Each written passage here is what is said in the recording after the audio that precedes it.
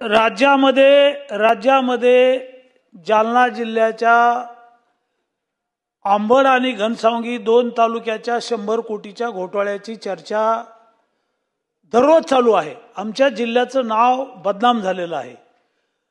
राज्याचे मुख्यमंत्री माननीय देवेंद्र फडणवीस साहेब आहेत, आमच्या राज्याचे दोन्ही उपमुख्यमंत्री आहेत, राज्य सरकारनं अध्यक्ष महोदय जालना जिल्ह्यामध्ये ढगफुटी झाली, अतिवृष्टी झाली आणि शेतकऱ्यांचं अतोनात पिकाचं नुकसान झालं।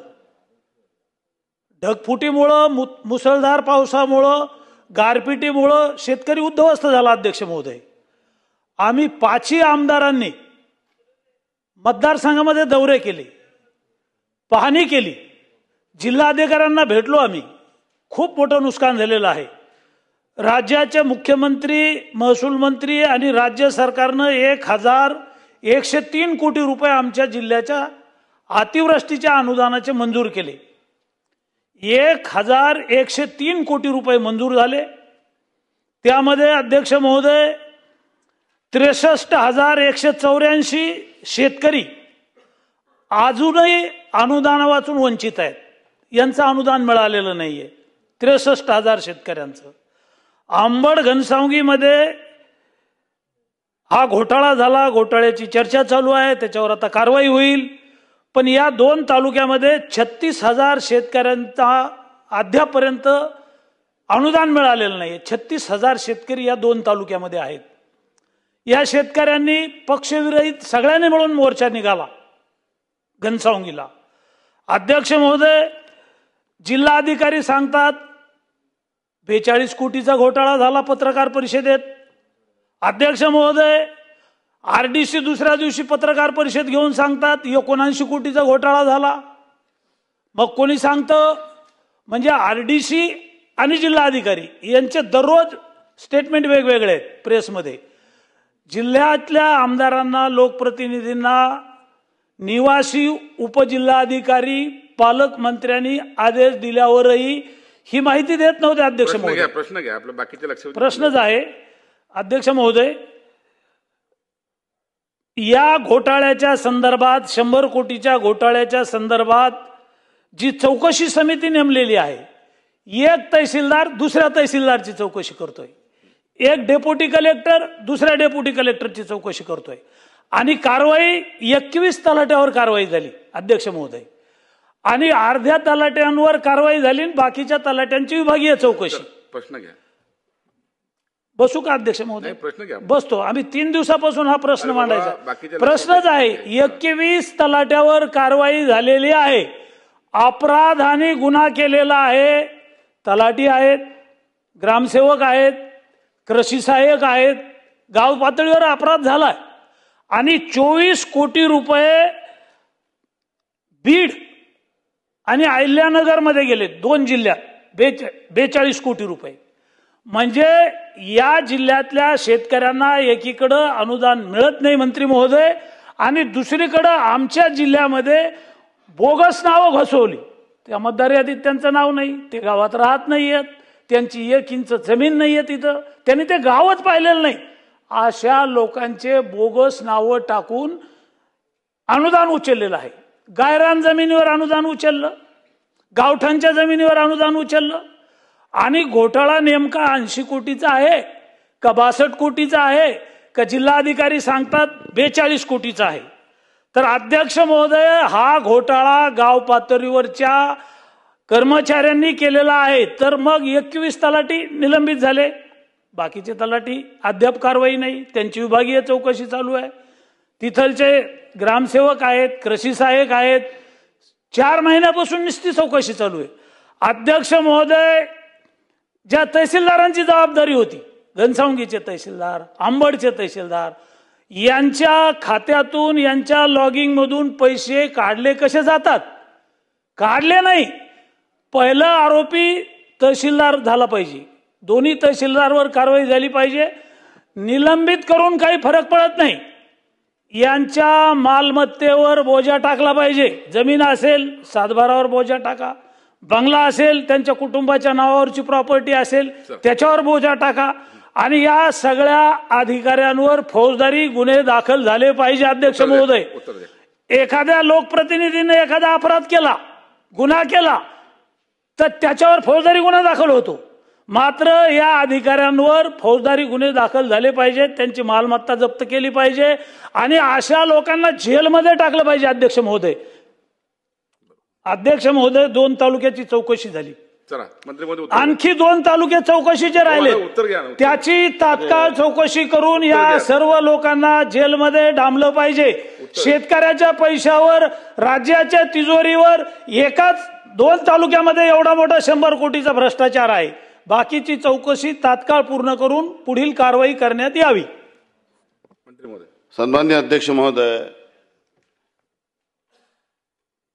या प्रकरणी 2 तालुक्यामध्ये हा भ्रष्टाचार उघडकीस आला आहे, परंतु पूर्ण जालना जिल्ह्याच्या सर्व तालुक्याची चौकशी करण्यात येत आहे. एवढंच नाही तर विभागीय आयुक्त मार्फत संपूर्ण विभागाच्या प्रत्येक जिल्ह्यात अशा पद्धतीची घटना घडली आहे का याची चौकशी करण्यात येते. शासनाच्या निधीतून डल्ला मारणे आणि अशा पद्धतीचा भ्रष्टाचार करणे याला कुठल्याही पद्धतीने कठोरपैकी कठोर कारवाई झाली पाहिजे अशा लोकांवर. त्यामुळे ही बाब मी सभागृहाला आश्वस्त करतो की जे काही शासनाच्या रकमेचा अपार झालेला आहे, मी पूर्वीच सांगितलं की त्या संदर्भामध्ये वसुली करणे हे क्रमप्राप्त आहे आणि ज्यांच्यावर ही जबाबदारी निश्चित होईल त्यांच्यावर जमीन महसूल थकबाकी म्हणून हे पैसे वसूल करण्याचे निर्देश आम्ही शासनातर्फे देत आहोत. जमीन महसूल थकबाकी म्हणजे सर्वच आलं त्याच्यात. दुसरा विषय महत्वाचा असा आहे की अशा पद्धतीची अजून एक त्यांनी मुद्दा महत्वाचा मांडला की ज्या शेतकरी जे पात्र होते त्यांना मदत मिळाली नाही. हे लक्षवेधीमध्ये नाही आलेला हा मुद्दा, परंतु जे जिल्हाधिकारी मार्फत मदत पुनर्वसन विभागामध्ये पूर्ण प्रपत्रानुसार माहिती सादर केली जाते आणि ती माहिती सादर केलेल्या सर्व शेतकऱ्यांच्या त्या प्रपत्रानुसार मदत केली जाते. मग नेमकं ज्या शेतकऱ्यांचा नावाचा प्रस्ताव आलेला आहे किंवा जी माहिती दिली आणि ज्यांना मदत केली याच्यामध्ये विसंगती आहे का याची शहानिशा केली जाईल आणि त्यानंतर या प्रकरणाचा तपास करून गुणवत्तेवर निर्णय करण्यात येईल. नारायणराव आता सर्व त्यांनी मांडलंच आहे. हो मांडलं. अरे भाऊ मांडा प्रश्न. अध्यक्ष महोदय, प्रश्न उत्तरित करायचं राहून गेलं. या प्रकरणी सर्व संबंधितावर फौजदारी गुन्हा देखील दाखल करण्यात येईल. बोला नारायणराव. अध्यक्ष महोदय, ही लक्षवेधी जालना जिल्ह्याची नव्हे तर आमच्या मराठवाड्यातली महत्वाची. दोन्ही सन्माननीय सदस्यांनी सांगितलं, मंत्री महोदय सकारात्मक उत्तर दिलंय, याच्यात कुठेही शंका नाही. कलेक्टर साहेबाचं म्हणणं आहे जवळपास 40 कोटीच्या 34 कोटी 97 लाख रुपयाचं इतकं नुकसान झालं, इतका अतिरिक्त पैसा उचलला असं उत्तरात म्हटलंय. आणि लैंगिक लॉग इन व पासवर्ड या गैरव्यवहार करून सनी गेलंय. माझं म्हणायचा उद्देश हा आहे, 21 तलाठी यात निलंबित केले. माझ्याकडे GR 19/12/2022चा काही आत्ता सन्मान्य सदस्यांनी सांगितलं. मी याच्यात एक दुरुस्ती अशी करतो मंत्री महोदय, फक्त तलाठी निलंबित केले, काही गावे ही ग्रामशोधला देतो आपण, काही कृषी सहाय्यताला देतो. 21/22/2022चा GR आहे, गावासहित यादी येतून गावाची पूर्ण यादी माझजवळ आहे. याच्यात काय केलंय, कलेक्टर साहेबांनी चौकशी समितीने फक्त तलाठी निलंबित केले. माझं म्हणणं आहे, जो कृषी सहाय्यक आहे तोही जबाबदार आहे, तोही निलंबित झाला पाहिजे. त्याच्या गावात जो गैरव्यवहार झाला, त्याच्या ग्रामशोधाला काही गावं दिले होते, तो ग्रामशोधही निलंबित झाला पाहिजे, त्याचीही चौकशी झाली पाहिजे. एक तलाठी तर असा महाव आहे, कैलास धारे नावाचा 6 कोटीचा अपार केला तिने, 6 कोटीचा. लक्षात घ्या तुम्ही. माझ्याजवळ त्याची यादी सहित आहे. त्याच्यात 4 गाव होते, चिंचखेड होतं, शहागड होतं, शहागड इथनं गावाची उडानच्या गावातलं होतं, माझ्याकडचं झोडे गाव आणि चिंचखेड होतं. ह्या 3-4 गावामध्ये 6 कोटी रुपयाचं त्यांना अपार केलं एका तलाट्याने. माझा म्हणायचा उद्देश हा आहे, दोन प्रश्न आहे. ग्रामसेवक व कृषी साहेब यांच्यावर कारवाई का केली नाही, ती ताबडतोब करणार का? एक मिनिट अध्यक्ष महोदय, एक मिनिट. ज्या शेतकऱ्याच्या आतापर्यंत अनुदानापासून वंचित आहे त्यांच्या खात्यात आपण पैसे कधी टाकणार? नंबर 2. नंबर 3, जालना जिल्ह्यातील अंबड रणसांगवी तालुक्यामध्ये सर्व राहिलेल्या शेतकऱ्याचे केवीसी कधी होणार?